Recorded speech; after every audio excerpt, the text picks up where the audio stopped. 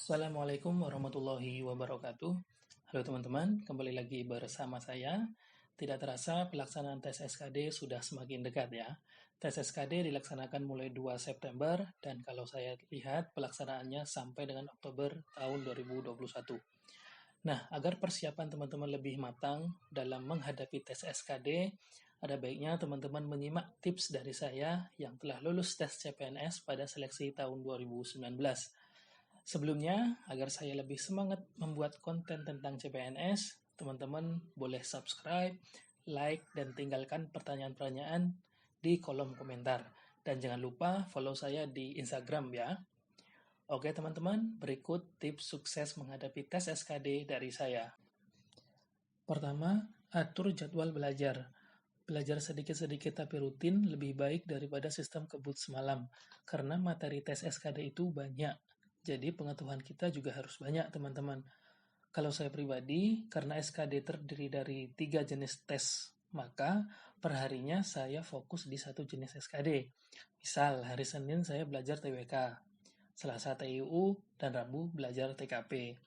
Teman-teman jangan meremehkan TKP yang katanya gampang ya. Justru kita harus mempelajari pola-pola pertanyaan dan jangan sampai dengan terjebak pada jawaban yang bagus tanpa melihat konten pertanyaan. Teman-teman bisa menyesuaikan sistem belajar yang pas buat teman-teman, kenali diri sendiri, perbaiki yang menjadi kekurangan, insya Allah dari situ kita bisa mencapai goal kita masing-masing. Kedua, pelajari kisi-kisi tes SKD. Seperti biasa, musim CPNS seperti saat ini yang berjualan buku atau materi tes SKD itu baik online maupun offline banyak banget teman-teman.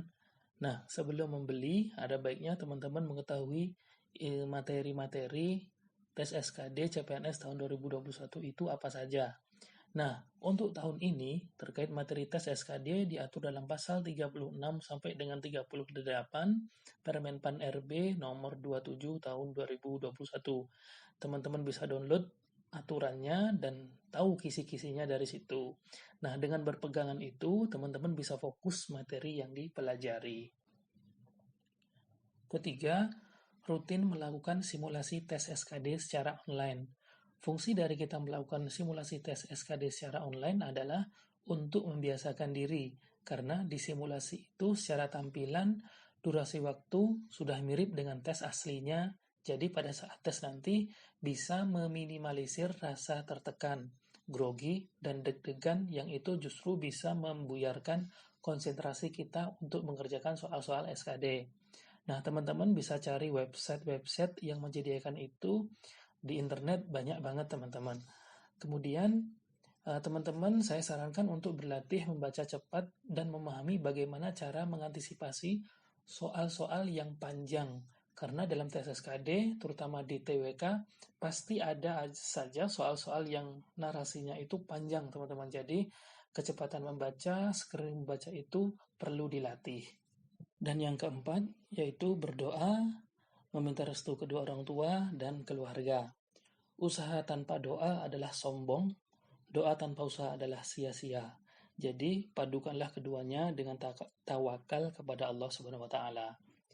Kemudian restu orang tua juga sangat penting karena ridho Allah ada pada ridho orang tua.